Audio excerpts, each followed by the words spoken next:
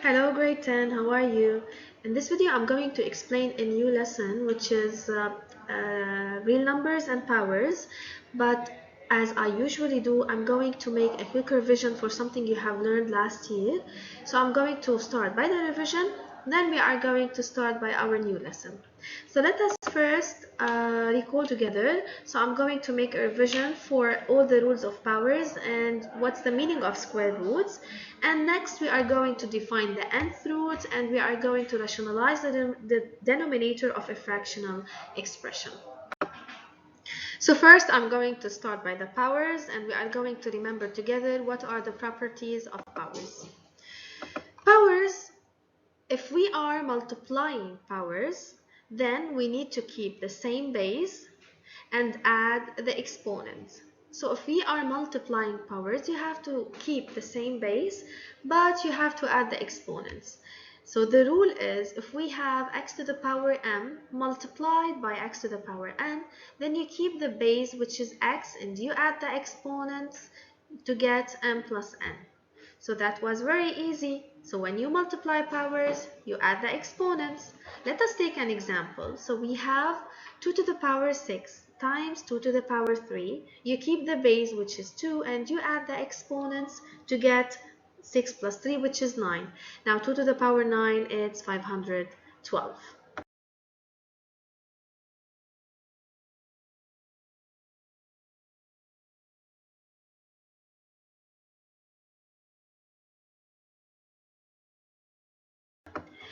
Now, dividing powers. So when dividing powers with the same base, you have also to keep the base, but in this case, you have to subtract the exponents. So the rule says, if we have x to the power m over x to the power n, or x to the power m divided by x to the power n, then you have to subtract the powers to get m minus n. So to get the answer, you have to subtract the exponent. As an example, I'm going to take 2 to the power 6 over 2 to the power 2. So because we have the same base, you need to subtract the powers or subtract the exponents. 6 minus 2 is 4, and now 2 to the power 4 is 16.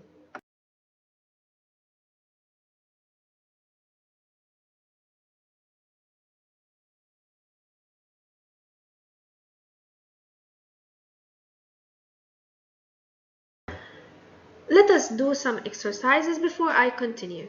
In the first one, we have 3 to the power 2 times 3 to the power 2. So we are multiplying same base but with different exponents. So I keep the base and we add the exponent, so it becomes 3 to the power 4, which is 81. Now 5 to the power 2 times 5 to the power 4 is equal to the 5 to the power 6. So we add the exponents. Now a to the power 5 times a to the power 2, it's a to the power 7. 2s to the power 2 times 4s to the power 7. In this case, you need to multiply the coefficients together. So 2 times 4 is 8, and then s to the power 2 times s to the power 7, it becomes s to the power 9. So it's 8s to the power 9. Now minus 3 to the power 2 times minus 3 to the power 3. Here you have to keep in mind that if I have an even exponent, that means we get rid of the minus. So every time you have an even exponent, it becomes 3 to the power 2. But if you have an odd exponent, the minus stays as it is. So it becomes minus 3 into 2 plus 3. So of course the minus will stay, because here the minus becomes plus, and plus times minus is minus, as you can see.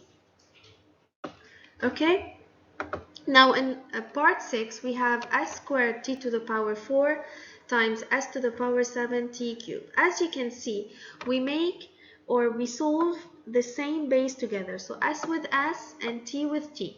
So s to the power 2 times s to the power 7, it's s to the power 9, and t to the power 4 times t to the power 3, it's t to the power 7. So it becomes s to the power of 9 times t to the power of 7.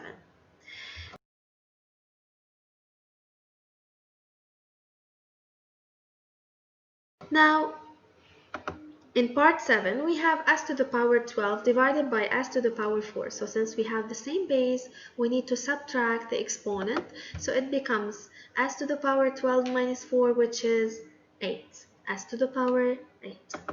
Now here we have 3 to the power 9 over 3 to the power 5. So we subtract the exponents and we get 3 to the power 4, which is 81. Now we have s to the power 12 t to the power 8 over s to the power 4 t to the power 4. So you need to make those that have the same base together, subtract their powers. So it becomes s to the power 12 minus 4 t to the power 8 minus 4. So it's s to the power 8 t to the power 4. The last one, which is 36a to the power 5 b to the power 8 over 4a to the power 4 b to the power 5. So you need to divide the coefficients together, the variable a together, and the variable b together. So 36 divided by 4 is 9, a to the power 5 over a to the power 4, it's a to the power 1, and b to the power 8 over b to the power 5, it becomes, as you can see, 9ab cubed.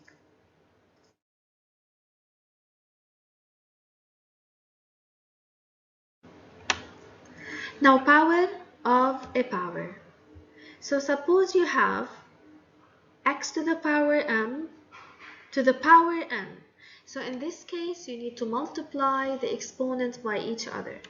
So when I take a power to a power, I multiply the exponents. As an example, I'm going to take 5 to the power 3 to the power of 2. So you multiply the exponents, 3 times 2, which is 6. So it's 5 to the power of 6.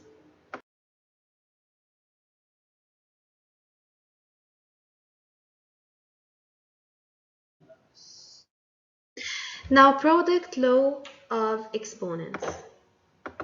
So if we have x, y, all of it to the power n, so you can distribute the power for x and y, so it becomes x to the power n times y to the power of n.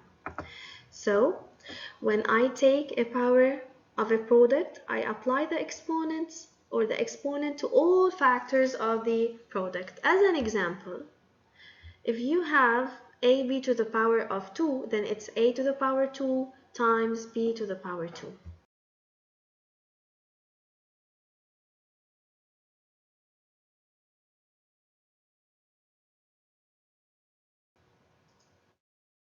Quotient law of exponents. So if the quotient of the bases is powered by the same exponent, then the result is both numerator and denominator, each powered by the given exponent. What I'm trying to say is that if we have x over y or x divided by y to the power of n, then you can distribute the power for both the denominator and the numerator. So when I take a power of a quotient, I apply the exponent to all parts of the quotient, which is the numerator and the denominator.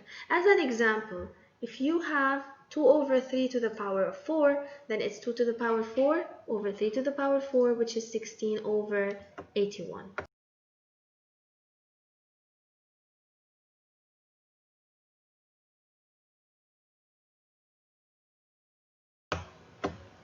Let us apply some exercises, then we are going to continue.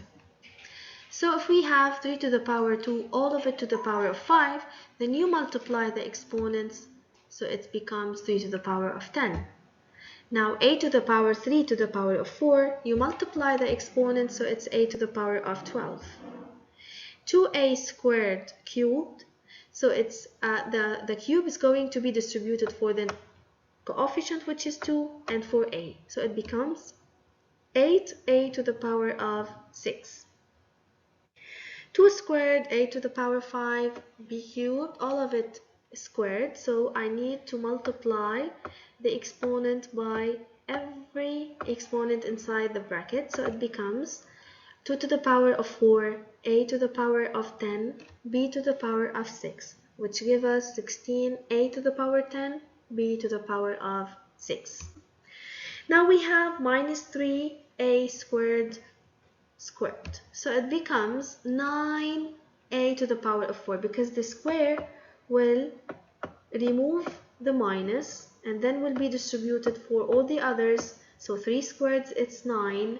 A to the power of 2 squared, it becomes a to the power of 4. So now we have s squared t to the power of 4, all of it cubed, so it becomes s to the power 6 t to the power of 12.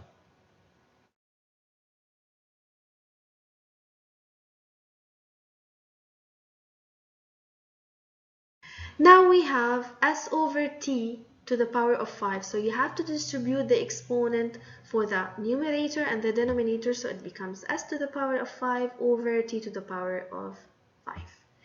Now 3 to the power 9 over 3 to the power 5, all of it squared. So first thing I'm going to do is that I'm going to subtract the exponent here because I have the same base. So it becomes 3 to the power 4. Then we multiply 4 by 2, so I get 8. Now the same thing I'm going to do in number 9. We are going to subtract the exponents of t, so it becomes t to the power of 4. Then we are going to distribute the exponent for all the others, so it gives us s squared t to the power of 8 over r squared. The last one, it's very easy. So we do the coefficients together and the variables together. So 36 over 4, it's 9. A to the power 5 over a to the power 4, it's a. B to the power 8 over b to the power 5 is b to the power 3. And now I distribute the exponent for everything inside the bracket. So I get 81 a squared b to the power of 6.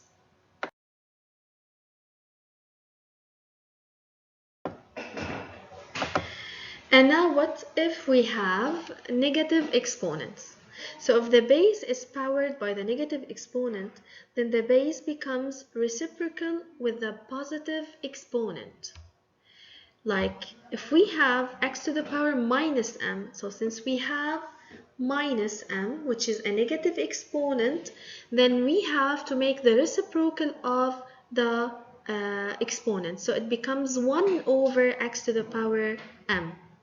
So when I have a negative exponent, I switch the base to its reciprocal with a positive exponent.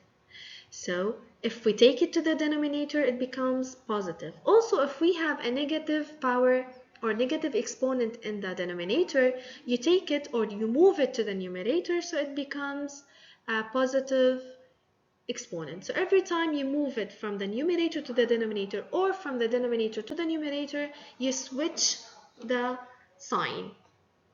As an example, if we have 5 to the power minus 3, it becomes 1 over 5 to the power 3. So I move it to the denominator, so it becomes a positive exponent, and now it's 1 over 125.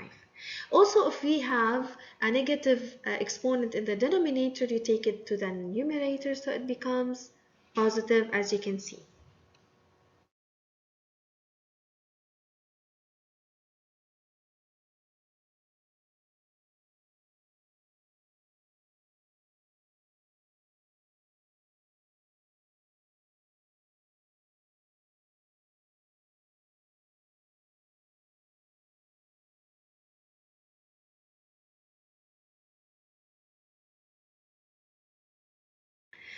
Zero law of exponents. So any base powered by zero exponent is equal to 1.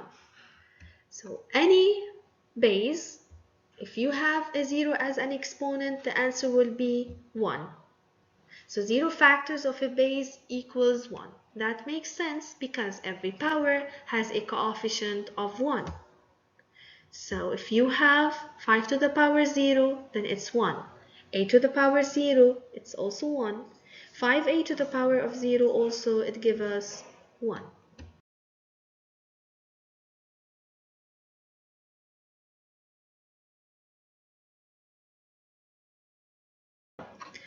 Exercises. So 2a squared b to the power of 0, directly you put it 1 because it's of 0 exponent. The second one, we have y squared times y to the power minus 4. So it's y squared y to the power minus 2 because you add the exponent. 2 plus minus 4 is minus 2, and then you take it to the denominator, so it becomes 1 over y squared. A to the power 5 to the power of minus 1.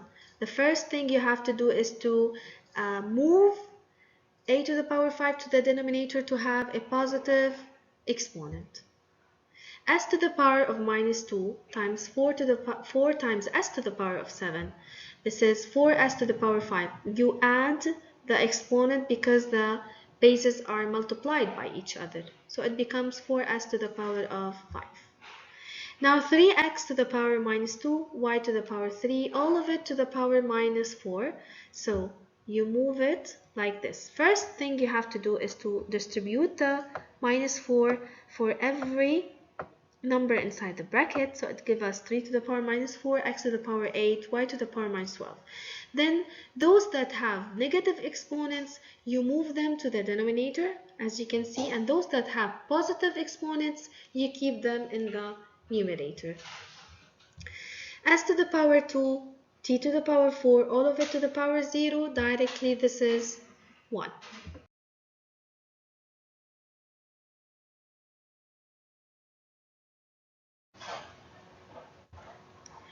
2 to the power 2 over x, all of it to the power minus 1. You need to flip or to find the reciprocal of the fraction. So instead of having 4 over x, it becomes x over 4. I move the numerator to the denominator and the denominator to the numerator. Now, if we have 3 to the power 9 over 3 to the power 5, all of it to the power minus 2, it's 3 to the power 4 to the power minus of 2, then you distribute the exponent, so it becomes 1 over 3 to the power of 8.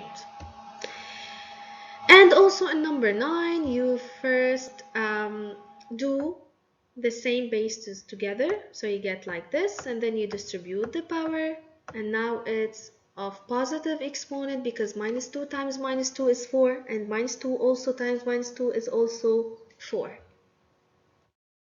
Now here we have first 36 over 4, it's 9, a to the power 5 over a to the power 4, it's a, and b to the power of 5 down. You distribute the negative exponent, and then after finding the answer, if you have any negative exponent, you just move it to the denominator.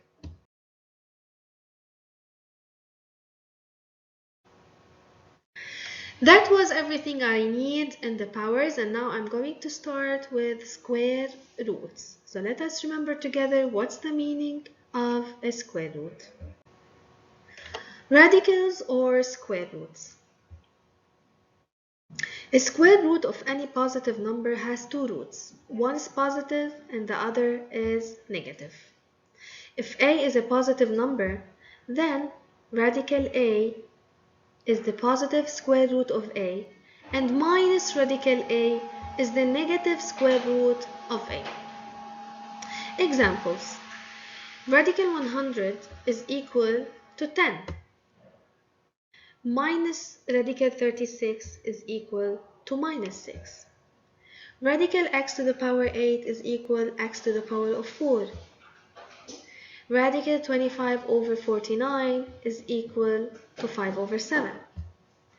And radical 0.81 is 0.9. But radical minus 9, this is not real because I can't have minus inside the radical.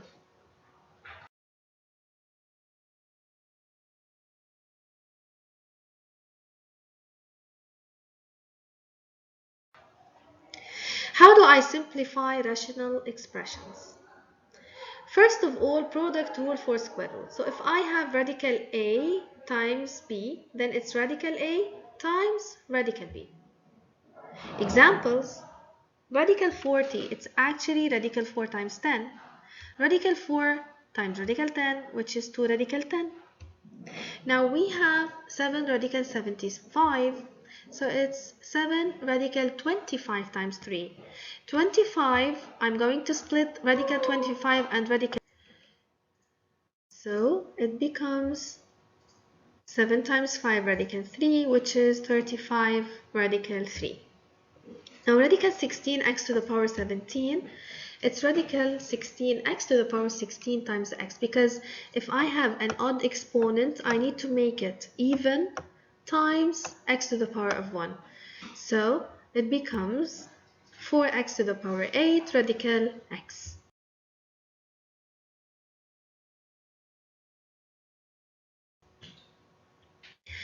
Now we have quotient rule for square roots.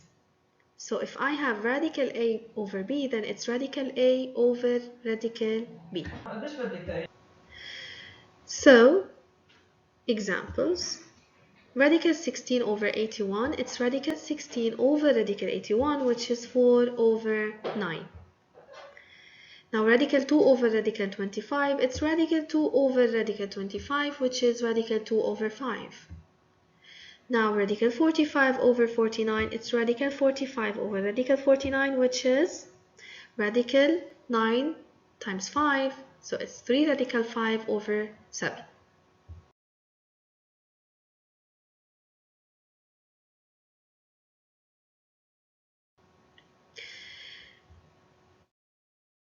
Now, if we have radical 15 over radical 3, then it's radical 3 times 5 over radical 3. So it's radical 3 times radical 5. And now we can cross out the radical 3 with the radical 3. So it's give us radical 5. Now radical 90 over radical 2. I'm going to make the 90 as 9 times 10. So it's 9 times 2 times 5. 9 goes out. Not. Also, I'm going to split the 2 and the 5. So radical 2 and radical 2, they cancel each other, so it's 3 radical 5.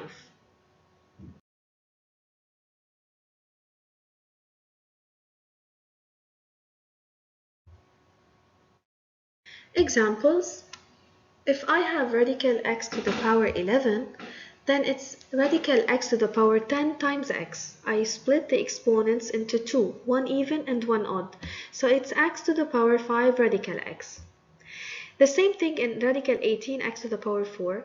So 9 times 2 to the power 2x to the power 4, so it's 3x squared radical 2. You'll have here many examples. You can do them by your own and then check your answer. Okay.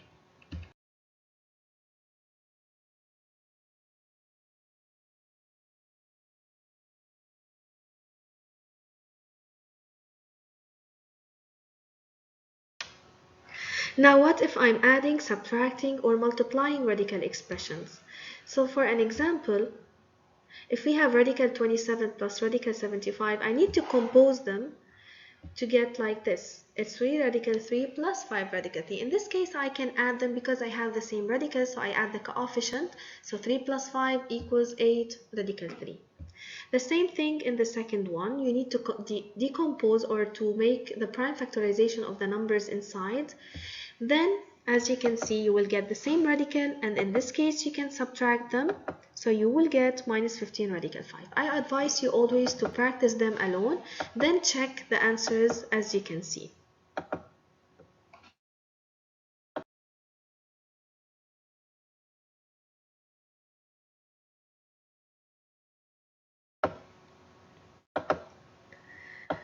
Also, as you can see here, it's 3x squared minus 6 radical x squared times x plus radical x squared x. So you should simplify them as much as you can in order to get the same radical, and then you can add them or subtract them. It depends on the sign between them.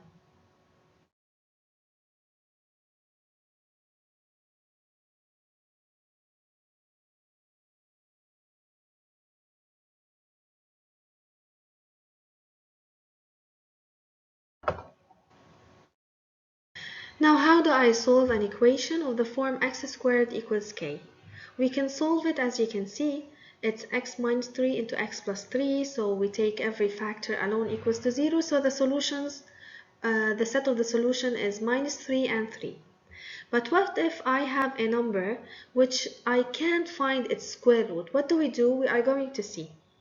So To take it as a general rule, every time you have x squared equals to a number, you should take two conditions: x equals radical the number and x equals minus radical the number. What I'm trying to say is the general form for x squared equals k, the solution is x equals radical k, x equals minus radical k, whatever you have after the equal, whether you have a number that you can make it a square or not. So positive and negative radical k. Example, look at z squared equals 49. So z in this case equals plus or minus 7. Look at the second one. What do we have? X squared equals 12. So you directly take x equals plus or minus radical 12, which is plus or minus 2 radical 3. But in the third one, x squared equals minus 169, this is impossible because you cannot find a square equals to a negative number. The last one, 3x squared equals 88 plus 8, which is 96. Then x squared equals 32. Then you do the radical for both. So x equals plus or minus radical 32, which is 4 radical 2. So the set of the solution is plus or minus 4 radical 2.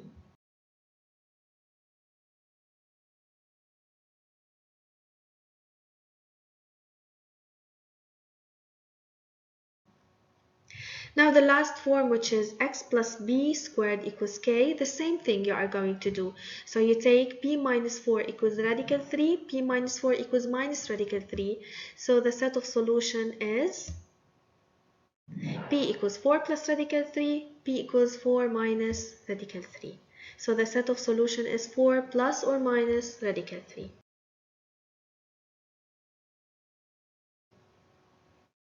This is the last example. If we have 7z plus 1 squared equals minus 1, this is impossible because you can't find actually a square of a number equals to minus 1. Even if you put a radical minus 1, it's impossible. So the set of solution in this case is phi. That was everything in our lesson. I just made a revision for something you should have learned last year. If you're not, this is your chance to cover everything. Hopefully next week I'm going to continue my lesson to explain something new related to powers and square root.